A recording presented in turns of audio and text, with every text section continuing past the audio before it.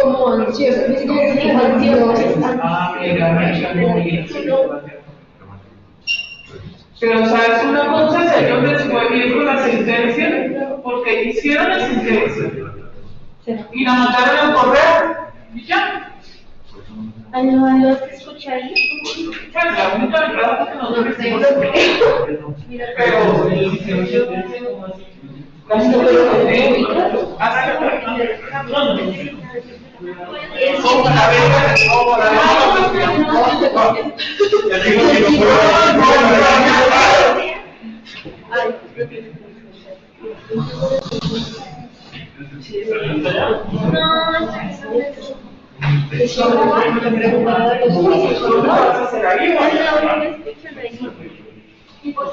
mira la vida misma metida.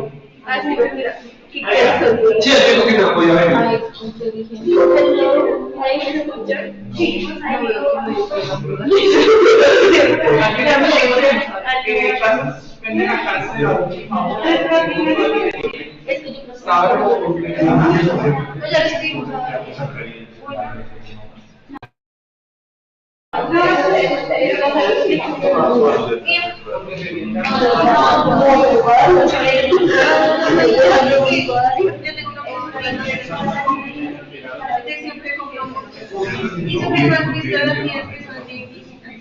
Están pasando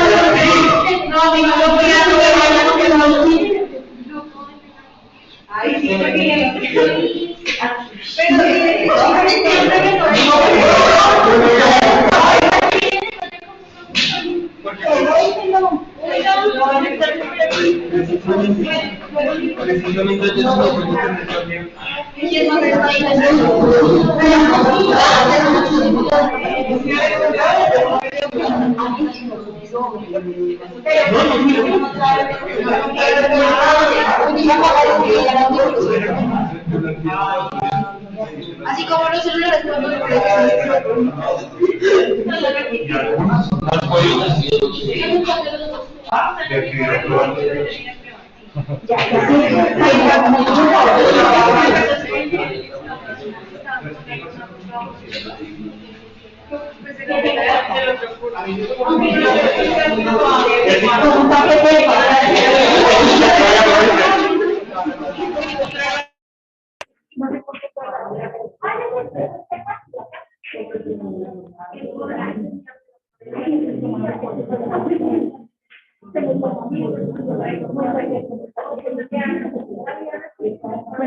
Buenos días, chicos, ¿me escuchan? Sí, sí, te escucho. Ok, muchas gracias.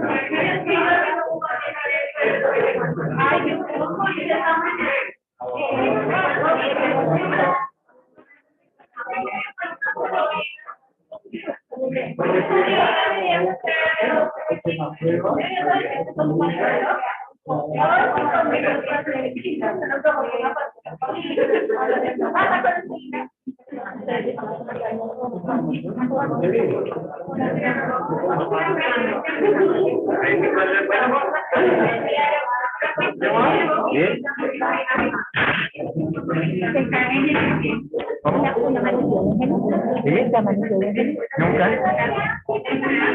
Te soy sincero, nunca amanece buen genio. Pero alguien tiene que pagar por eso, ¿cierto?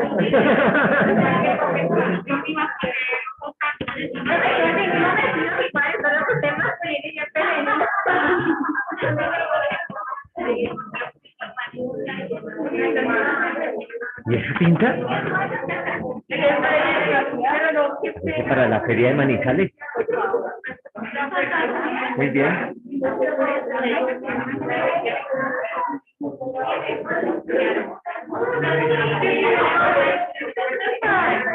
¿Me están escuchando? Buenos días, doctores.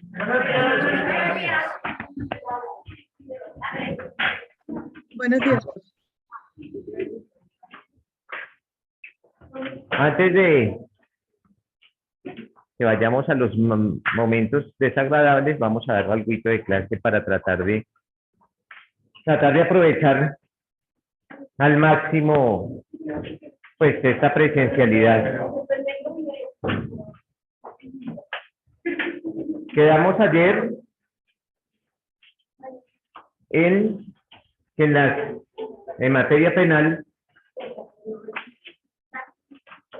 es en la audiencia preparatoria, ojo, en la audiencia preparatoria, en donde se solicitan las pruebas atendiendo criterios de conducencia, pertinencia, utilidad y necesidad. Y que básicamente, quien necesita la prueba,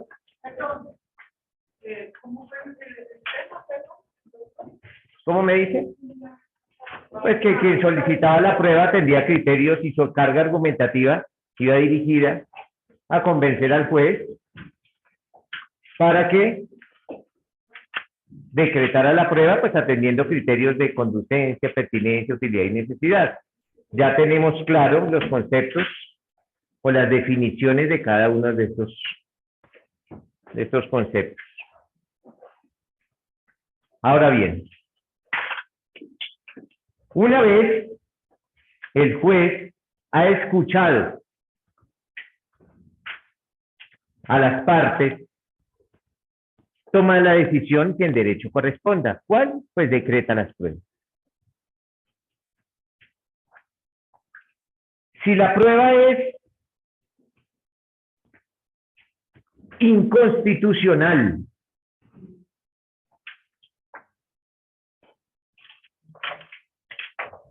¿qué determinación toma el juez? La rechaza la prueba.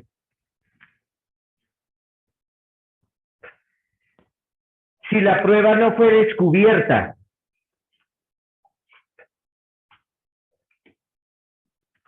miento, aquí cambien. Si la prueba es inconstitucional, el juez la excluye, el juez la excluye. La excluye. Si la prueba no fue descubierta, la rechaza.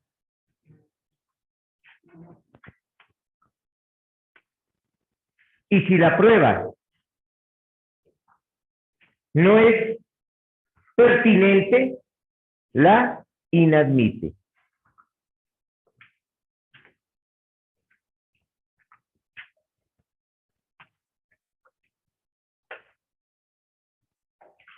Contra la decisión del juez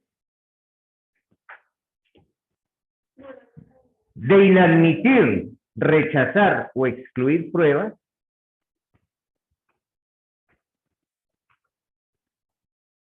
proceden los recursos de reposición y apelación. Contra la decisión del juez de inadmitir, rechazar o excluir pruebas, proceden los recursos de reposición y apelación. ¿Cuál es la diferencia entre el recurso de reposición y el de apelación? Pues básicamente, que el recurso de reposición lo decide el mismo funcionario y el recurso de apelación lo decide el superior.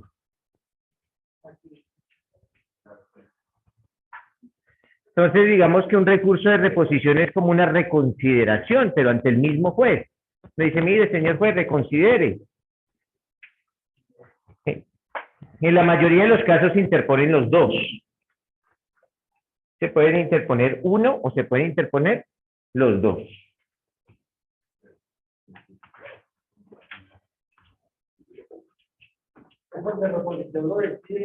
El mismo funcionario, el juez, que inadmitió, excluyó o rechazó la prueba. Esa es la diferencia entre un recurso de reposición y un recurso de apelación. El recurso de reposición lo decide el mismo funcionario que toma la decisión. Como el recurso de apelación lo decide el superior de ese funcionario. El superior funcional, porque en la rama judicial no existen superiores jerárquicos. No, existen superiores funcionales. Porque los jueces no le hacen caso sino a la Constitución y a la ley. Nadie más. Entonces el magistrado, si bien es cierto es un juez con pedigrí, no tiene poder de mando sobre un juez. Simplemente su superior funcional. Se hallan en el organigrama de la rama judicial, están los magistrados por encima de los jueces, pero eso es para cuestiones de los recursos. Nada que ver con deber de obediencia ni nada de esas cosas.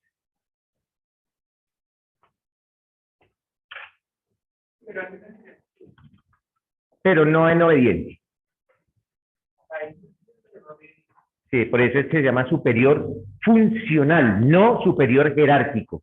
Esto no es como la milicia, en donde sí hay un deber de obediencia. No, para la rama judicial, no.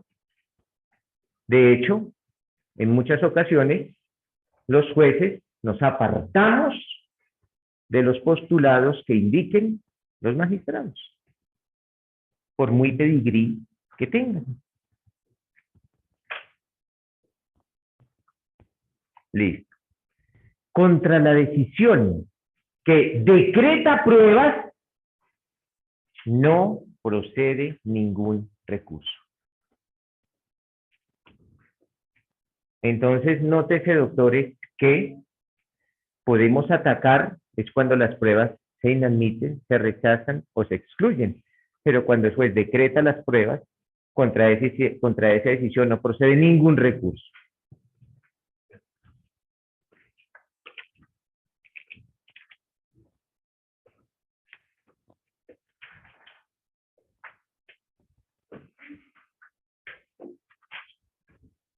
Listo. Preguntas, doctores. Es necesario también indicar que una vez en esta audiencia, en la segunda audiencia, que es donde se solicitan las pruebas, que se denomina la audiencia preparatoria, como lo decíamos ayer, una vez las partes han argumentado, lo que les decía hace un momentico, atendiendo criterios de necesidad, conducencia, pertinencia, utilidad. Una vez han realizado ese discurso, esa carga argumentativa, se le corre traslado a la contraparte. O sea, no solo el juez controla esa carga argumentativa, también su contraparte. Entonces, ejemplo. Señor fiscal, solicíteme las pruebas, dice el juez. El fiscal empieza a solicitar prueba por prueba, indicando por qué es conducente, pertinente, útil y necesario. Una vez acabado su argumento, toda su argumentación, se le dice, ahora usted, señor defensor. Y el defensor empieza. Ahora bien, vuelvo y le concedo el uso de la palabra al fiscal. ¿Qué tiene que decir con relación a lo que dijo la defensa? Y señor defensor, ¿qué tiene que decir con relación a lo que dijo el fiscal? Entonces ustedes también controlan ese discurso para eventualmente atacar la carga argumentativa de su contraparte. Por eso ustedes no solo deben ir preparados para solicitar sus pruebas, sino para atacar la solicitud de su contraparte. Y eso lo hacen allá en la audiencia porque ustedes no saben qué va a decir la contraparte.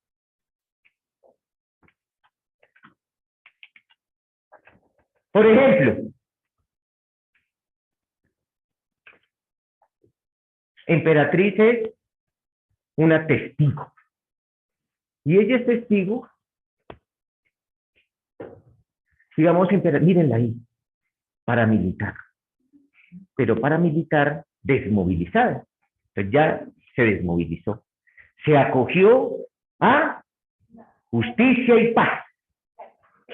Justicia y paz, que es la justicia transicional para los paramilitares.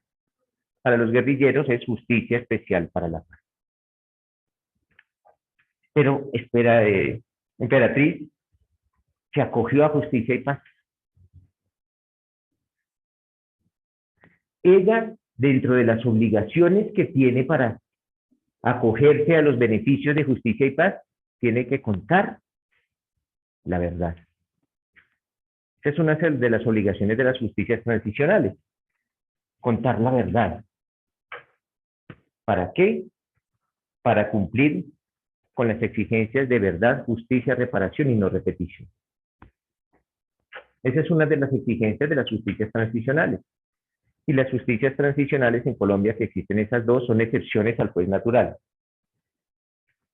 No podemos criticar las justicias transicionales porque todos los conflictos en el mundo se acaban así, con justicia transicional.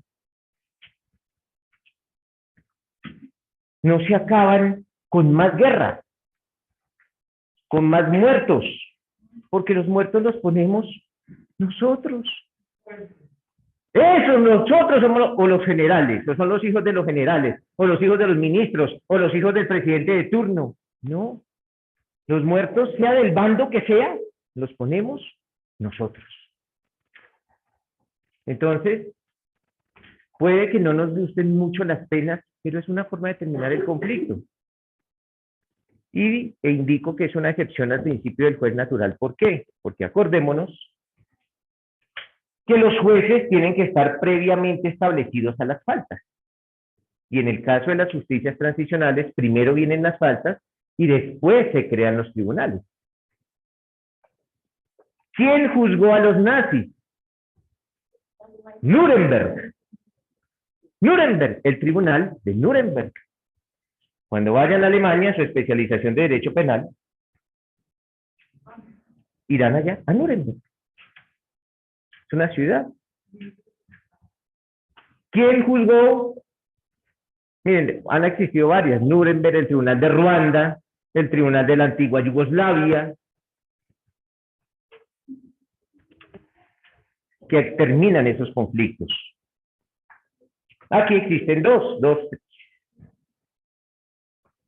jueces transicionales o dos justicias transicionales. La justicia especial para la paz y justicia y paz. Entonces volvemos al caso. La emperatriz es la paramilitar desmovilizada. Alias la abogada. Así le decían allá en el argot de los paramilitares. Porque nótese que ellos siempre tienen unos alias. Ellos tienen alias.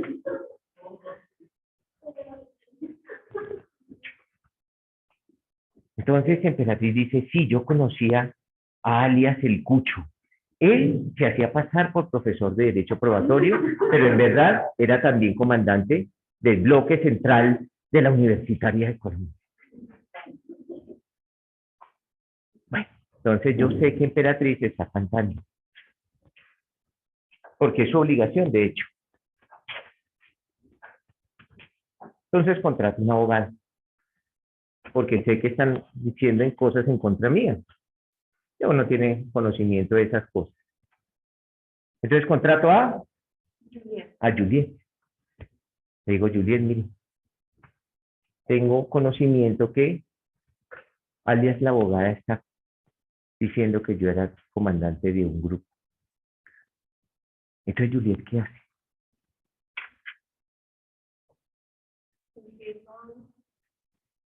Pues después de cobrarme, lógicamente. Primero es cobrarme. Yo le pregunto, ¿es verdad? Entonces, Juliet, ¿qué hace Juliet? Juliet necesita corroborar si efectivamente en contra mía se siguen investigaciones. No. No, porque mire, hasta ahora es eso. Hasta ahora Juliet, mire lo que está haciendo. Yo sé por algún medio de prensa o algo que Emperatriz está cantando en contra mía. ¿Quién me va a recibir un interrogatorio? ¿Quién? Nadie. Hasta ahora entonces contrato a Juliet. O sea, hasta ahora estamos en... en la génesis del proceso, cómo nace. Entonces contrato a Juliet. Pero en ese, digamos que en esa declaración, donde aquí también es válido lo que usted decía ayer de la supuesta verdad o de la verdad verdadera.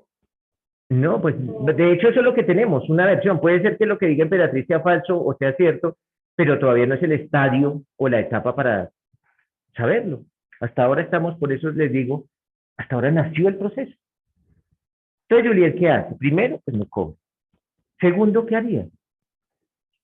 Pues va a la fiscalía y pregunta, oigan, ¿ustedes están siguiendo alguna investigación en contra de mi cliente? Pero no lo hace así. Para eso existen los derechos de petición. ¿O para qué está esa herramienta? De petición. El derecho de petición es un derecho constitucional. Entonces, Juliet redacta un derecho de petición y lo radica en la Fiscalía General de la Nación. Señores Fiscalía, en virtud del artículo 23 de la Constitución Política, que es el que consagra el derecho de petición, les solicito, se sirvan a informarme si en contra de mi cliente están adelantando alguna investigación. Y adjunto que el poder para probar que Juliet es mi abogada. Eso no es de boquilla, no. Y no es llevar el derecho de petición solito, no porque quede muestra que usted es mi abogada, pues el poder. Usted lleva la copia del poder. Mira, ahí les anexo el poder para demostrar. Acordémonos que quien afirma, prueba. Listo. Aunado a eso, le dice, mire, señora Fiscalía, en caso tal que se adelanten investigaciones en contra de mi cliente, le digo que está completamente dispuesto a rendir un interrogatorio si ustedes sabiendo quieren. La dirección es esta, su teléfono es este, su correo electrónico es este. Están, cuando quieran, venimos. ¿Esto para qué? Para que mañana la Fiscalía no solicite una medida de aseguramiento en contra mía diciendo que yo me puedo volar. No, ella está amarrando a los perros de una vez. Está diciendo, miren dónde vive, este es su correo, este es su teléfono. Entonces mañana no digan, no, es que lo estuvimos buscando y... ¿Cuándo lo estuvimos buscando? Yo lo puse allá. Resulta que la Fiscalía en Colombia es peligrosa. Es supremamente peligrosa, es un órgano peligroso. Tener en contra de la Fiscalía es muy peligroso. Por eso, nosotros como abogados defensores tenemos que ser aún más peligrosos. Entonces la Fiscalía no llama nunca. De hecho, le responde el derecho de petición a Juliet y le dice, no. Incapaces nosotros, Fiscalía, de adelantar una investigación en contra de alias El Cucho. Incapaces, no. No tenemos ninguna investigación en contra de él. Y mañana me llegan con una orden de captura aquí al salón y me capturan. Cuando ya le han dicho a ella que no había ninguna investigación en contra. ¿Eso lo hace la Fiscalía? La respuesta es sí. Lo hace la Fiscalía.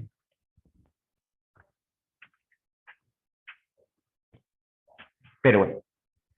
Entonces, la Fiscalía me va a imputar el delito de concierto para delinquir, de enriquecimiento ilícito de particulares, todo lo que... desplazamiento, todos los delitos que le imputan a los parámetros. Y dice la Fiscalía, señor juez, al juez de control de garantía, tenemos pruebas de que él es paramilitar. Tenemos un reconocimiento fotográfico ¿de quién? De Emperatriz, que es una desmovilizada. Ella reconoció en unas fotografías que se le pusieron de presente, que es una prueba de hecho, reconoció a alias El Cucho. Ustedes no tienen por qué saberlo, pero esa prueba es ilegal. Completamente ilegal. ¿Por qué? Porque la fiscalía sabía dónde estaba yo. Porque Juliet se lo informó a la fiscalía. Y el reconocimiento fotográfico opera cuando la fiscalía no puede encontrar al indiciado o al sospechoso. Si la fiscalía sabe dónde está el sospechoso, la prueba no es el reconocimiento fotográfico, sino otra que se llama reconocimiento en fila de personas, en donde me ponen acá, junto con otras personas parecidas, y Juliet dice, es ese. Pero el reconocimiento fotográfico no. Eso lo van a aprender mejor en su especialización, maestría, doctorado y postdoctorado de Derecho Penal o Derecho Probatorio. Pero esa prueba no es legal. Entonces Juliet dice, aquí la fiscalía la Embargo. embarró. ¿Qué iba a decir antes?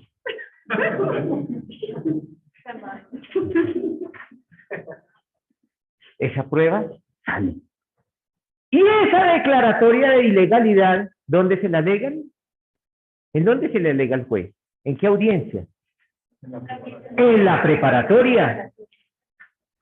Entonces, en la preparatoria, la fiscalía va a querer utilizar esa prueba en contra del procesado. Y Juliet va a decir, cuando le otorguen el uso de la palabra, señor juez, solicito que excluya la exclusión de esta prueba porque es ilegal. Y le indica por qué es ilegal. Y efectivamente lo es. Y el juez dice, excluyo la prueba. Esa prueba nunca jamás la podrán utilizar. Fiscalía, busque la culpabilidad de ese señor con otra prueba, pero con esa no. Entonces, ese reconocimiento fotográfico, dale, señor, el descanso eterno. Ese es un ejemplo de la exclusión de una prueba. Preguntas, doctores.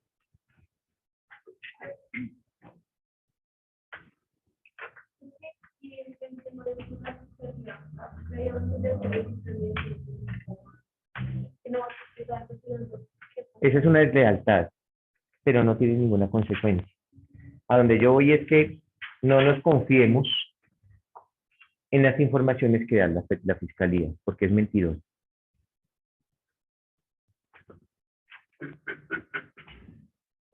Sin embargo, es bueno hacerlo, porque desde ya le indicamos al juez, mire la fiscalía lo mentirosa que es. Aquí están los derechos de petición que yo impetré, y aquí están las respuestas. Y la fiscalía dijo que no, y ahí me lo captura. Entonces, ¿cuál que no? Porque es desleal, porque es mentirosa fiscalía. Y eso lo está escuchando el juez. ¿Para qué? Para no creerle tanto a la fiscalía.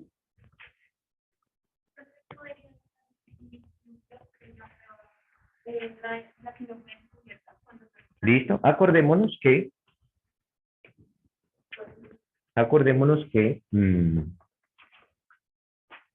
en la etapa de juicio entre un proceso penal se surten tres etapas. La primera, o tres audiencias. La primera se denomina audiencia de acusación y la segunda audiencia preparatoria, que es básicamente la que estamos viendo. En esa audiencia de acusación, quien descubre las pruebas, y básicamente descubrirle las pruebas consiste en suministrárselas a la contraparte, quien descubre las pruebas en la audiencia de acusación, esto es la primera de juicio, es la defensa, es la fiscalía, mientras la fiscalía y la representación de víctimas. Entonces, en esa audiencia, la fiscalía y la representación de víctimas le dicen a la contraparte, miren, aquí están las pruebas que yo tengo en contra de su cliente. Entonces ya la defensa sabe con qué pruebas cuenta la fiscalía en esa primera audiencia. En la segunda audiencia, que es la audiencia preparatoria, el rol se invierte. Es la defensa la que le suministra o le descubre las pruebas a la fiscalía. Puede pasar que en la primera audiencia, un ejemplo, en la primera audiencia, que es la audiencia de acusación, cuando la fiscalía tiene que descubrir las pruebas, En esa primera audiencia, la fiscalía contaba con un documento, pero no se lo suministró a la contraparte. Entonces quiere decir que no lo descubrió. Entonces, el día de la audiencia preparatoria, cuando vayan a indicar conducencia, pertinencia, utilidad y necesidad, la defensa va a decir, señor juez, ese documento, ¿qué pasa? ¿Qué tiene que hacer con ese documento? Recáselo, porque no me lo descubrieron. No lo conozco. Y eso me lo dieron haber descubierto allá en la audiencia de acusación. Entonces el juez dirá, entonces la fiscalía dirá, uy, mierda, me equivoqué, pero se lo entrego de una vez. Hay un principio del derecho probatorio que es la preclusividad de los términos. Era allá, no hoy. Era allá. Pero es que, doctor, esto no es como en civilito. Ellos se quedan con una constancia de las pruebas que sí. Muy bobito si no. Muy bobito si no. La ley no lo exige, pero muy bobito si el fiscal no le toma un acta de que él entregó al defensor. Y el defensor un acta de que le entrega a la fiscalía. Esto no es como en civilito que cuando usted la embarra le dicen, lo tratan como un niño.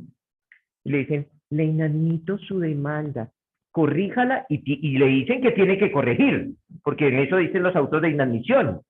Le dicen, mire, lo hizo mal. Para hacerlo bien tienes que hacer esto. No, en penal no. Si nosotros cometemos un hierro en penal, vamos a cargar las consecuencias de ese hierro durante todo el proceso. Aquí no nos corrigen el caminado, como en civilito. En penal no. Por eso indico que uno está y el otro. Hasta por eso.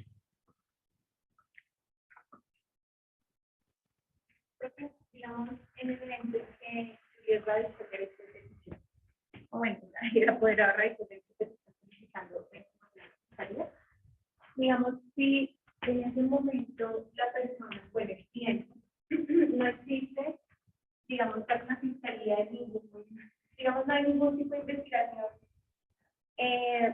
¿Hay alguna eventualidad donde pide paso para que lo empiecen a investigar? La investigación puede comenzar en cualquier momento. Porque, digamos, yo fiscalía diría, bueno, si eso podrá estar preguntando, pues debe ser por algo voy a empezar a buscar. Pues básicamente si uno lo hace es porque ya sabe que algo está pasando. Porque uno si uno ve que la fiscalía no está haciendo nada, uno tampoco va a ir a, digamos que alborotar el avispero, básicamente. No, uno sabe que algo está pasando. Por eso es que uno radica, pero no lo haces por eso. Porque los fines de la medida de aseguramiento son obstrucción a la justicia, riesgo de no comparecencia y peligro para la comunidad o para las víctimas. Entonces, por lo menos la fiscalía no podrá decir que no voy a comparecer, ¿no? Porque miren, yo tengo un derecho de petición desde hace mucho tiempo en diciéndole que aquí está dispuesto mi cliente a venir cuando ustedes quieran. Podrá utilizar los otros dos medios. Y otra pregunta. Cuando, digamos, si hay incluso una investigación, alguno, no sé si tiene relación o no, digamos, alguno descargar un certificado disciplinario. No, nada que ver, porque eso son sentencias. Okay. En los certificados de antecedentes disciplinarios sobran en las sentencias, no las investigaciones. Mal harían en estar en las investigaciones porque les estarían diciendo a las partes que los están investigando. ¿Y qué pasa si tú sabes que te están investigando? Pues empiezas a comportarte de tal forma que me es más difícil de investigarte. Entonces, si se reunía con tales, ya no se va a reunir. Si tenía este número telefónico, ya lo va a cambiar. Entonces, ¿por qué? Porque ya sabe. Entonces, uno de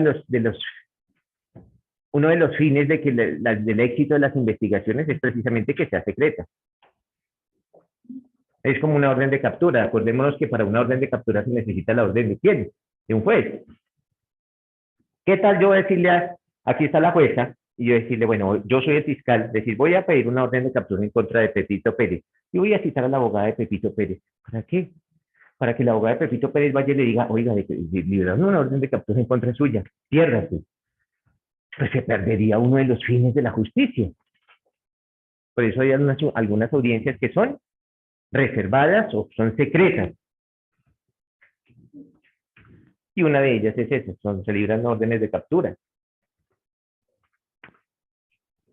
Listo. Entonces ese es un ejemplo de exclusión y de rechazo. Y básicamente si es impertinente, inconducente, inútil o innecesaria, pues se decretará su inadmisibilidad. ¿Claro esto, mis doctores?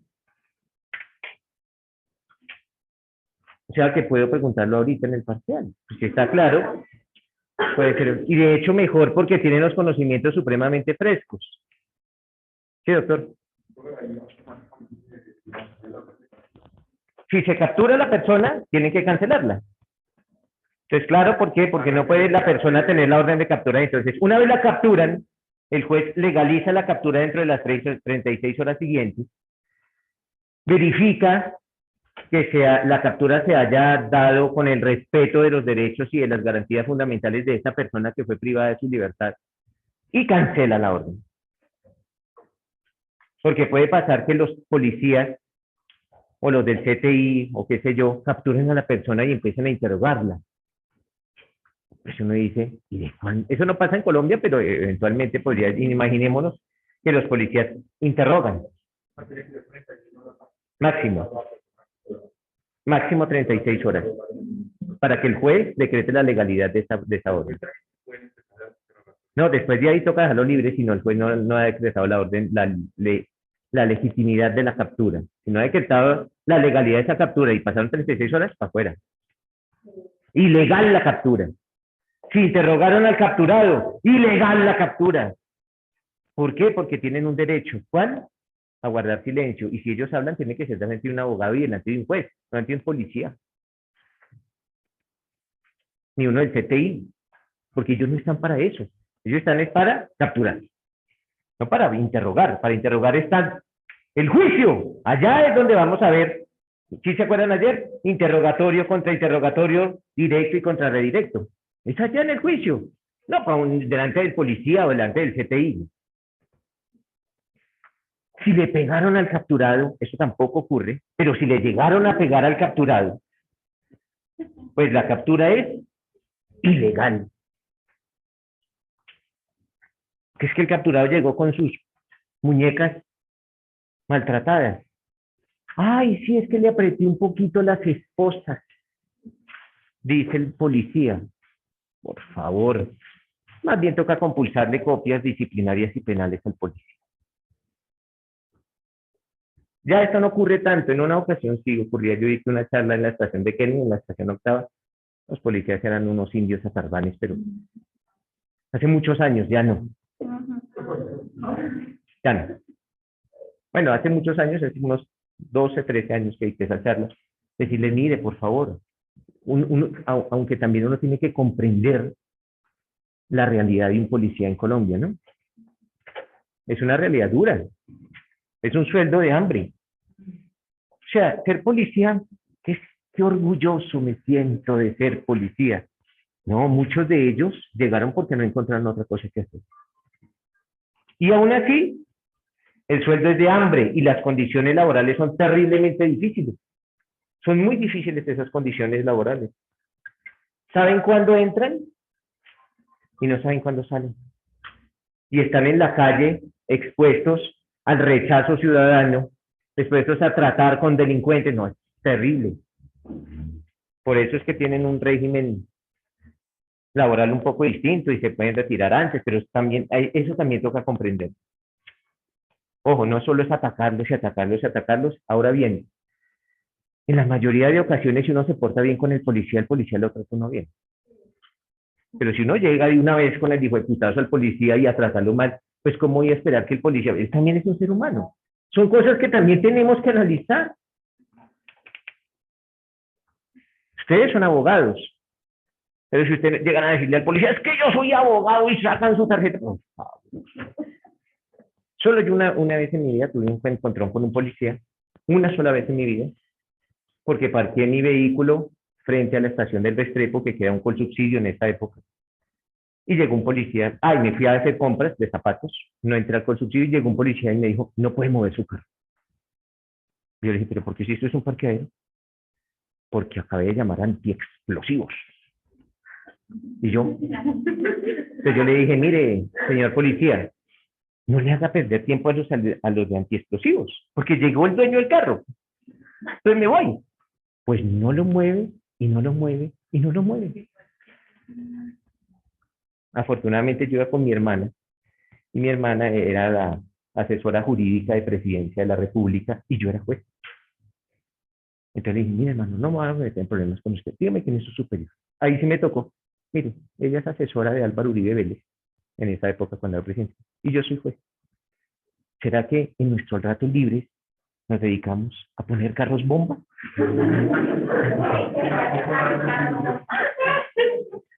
Pero tocó, pero porque el hombre se me puso muy hostil.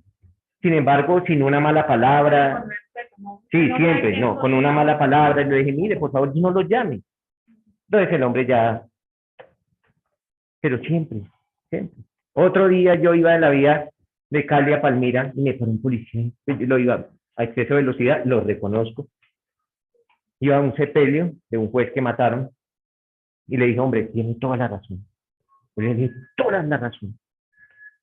No sé por qué ellos tienen la bonita costumbre de preguntar a uno a qué se dedica. Entonces me dijo, ¿y usted qué se dedica? Y yo le dije, no me lo va a preguntar, pero le saqué el canal y le dije, yo soy juez. Entonces el hombre dijo, coleguita, fresco. Coleguita.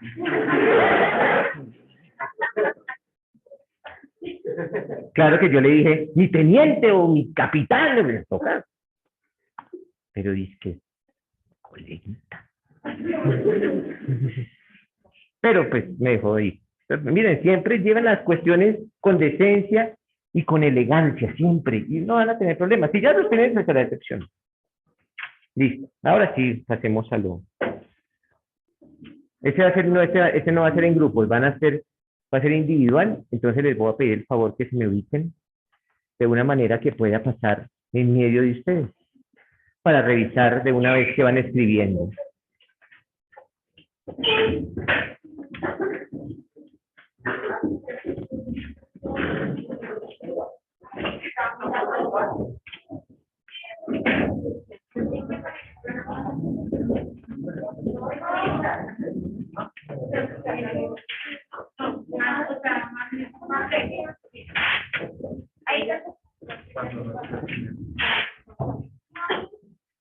Está comiendo la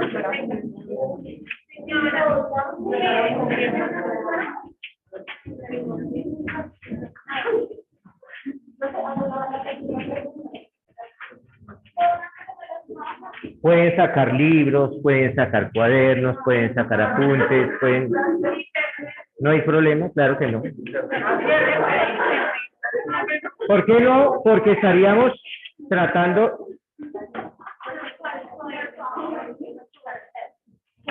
Los estaría tratando a ustedes en pie de desigualdad con los que están en virtualidad. Si ellos pueden sacar todo, ¿por qué ustedes no? Claro que sí. había pensado.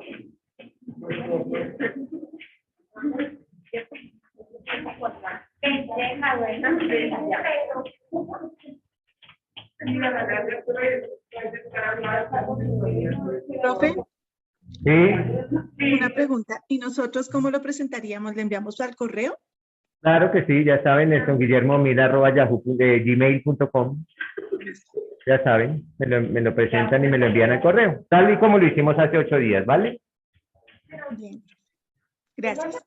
Profe, yo tengo una inquietud. Ujú. ¿Qué pasa cuando esas audiencias, una puerta cerrada se filtra? Porque le gusta todo eso. ¿Ahí qué? Sí, no pasa nada. No pasa nada. Simplemente, pues, o sea, nótese que no toda, y lo leíamos en la primera sentencia, no toda irregularidad puede llegar a generar una ilegalidad. Y a veces nosotros como abogados tenemos como la fea costumbre de tomar cualquier cosita y decir, esto es ilegal. No. Entonces, no toda ilegalidad tiene como la entidad suficiente para llegar a indicar que el procedimiento es ilegal. Pasa que se filtran esas cositas básicamente por el morbo que manejan los medios o por el rating o lo que sea, pero en sí no tiene ninguna, digamos, consecuencia jurídica. Sí, básicamente.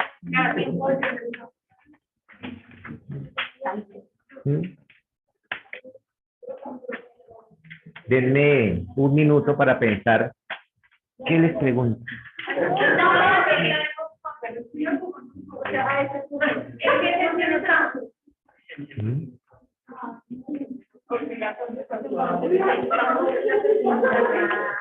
Muy bien. Primer punto.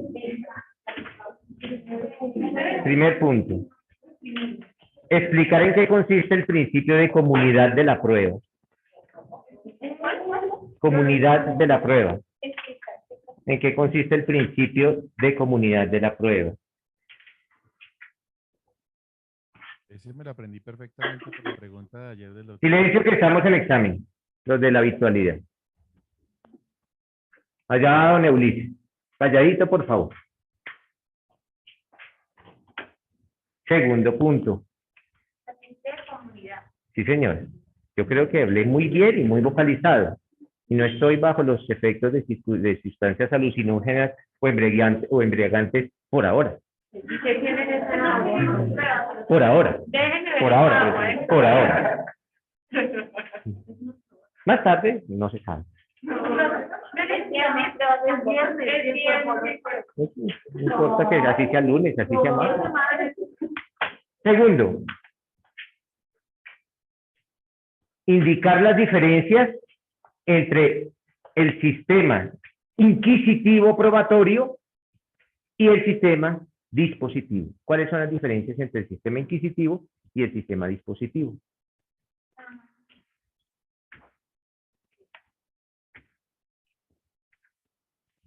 El que termine, no me lo entregue. Simplemente se queda ya en su pupitre y ya yo ya cuando diga que lo entregue, lo entregue. ¿Y el dispositivo? ¿Ya?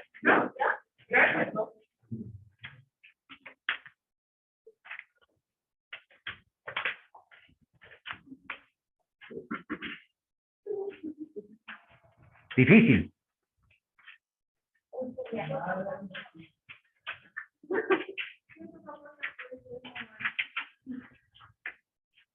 No, pues sí que no lo pase, ponga, por favor, profesor, remítase a mis apuntes y allá. Por favor, remítase a mis apuntes.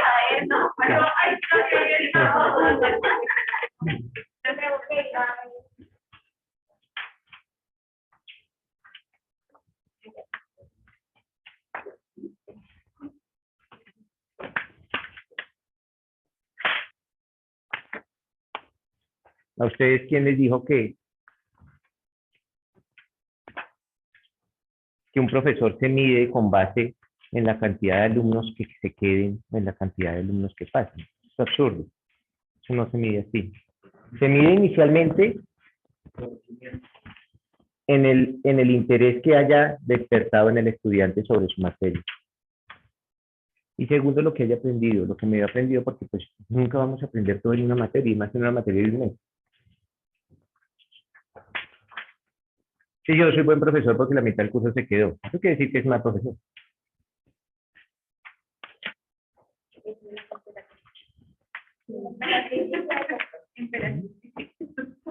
Sí, sí.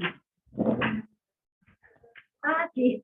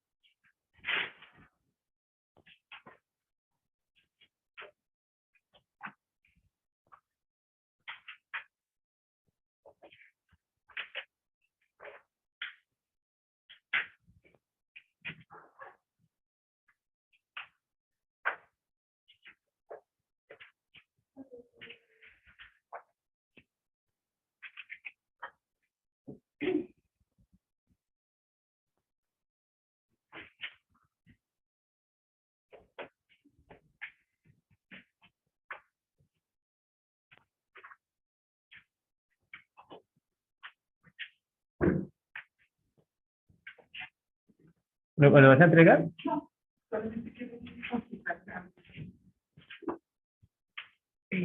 De lo que tú me pones,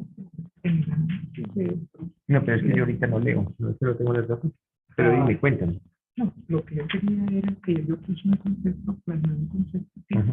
pero quería ver si para el valor de ese concepto le hacen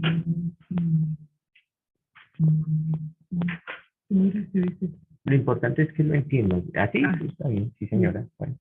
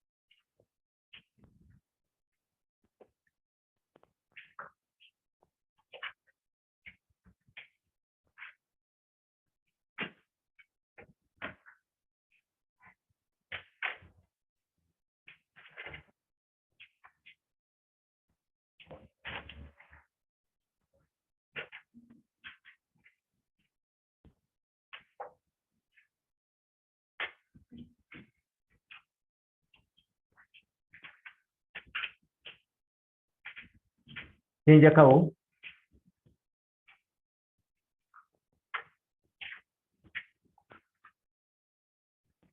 Entonces, las personas que vayan acabando le entregan los exámenes a Juliet, por favor.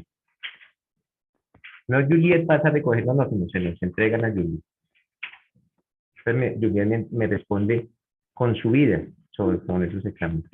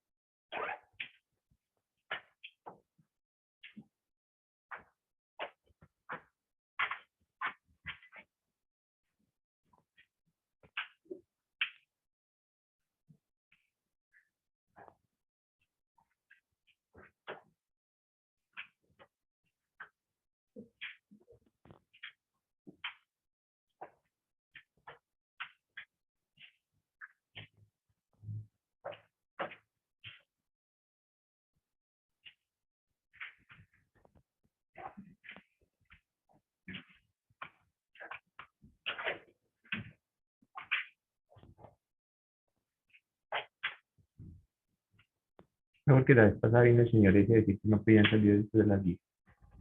Ahorita, en unos minuticos ya pues.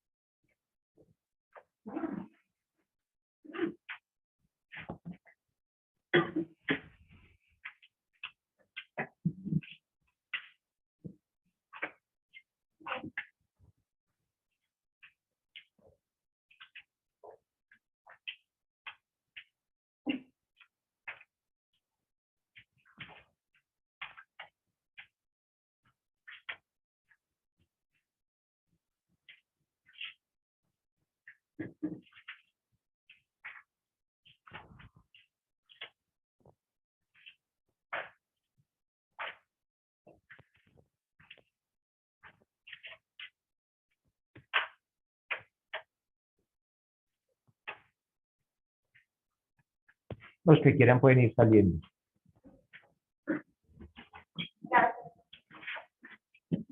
Ahora podemos.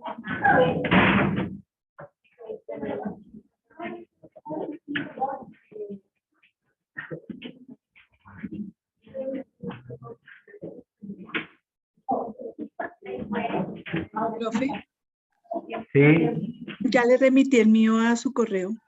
perfecto. Puedes desconectarte si quieres. Muchas gracias, profe. Hasta luego. Vale. Bueno.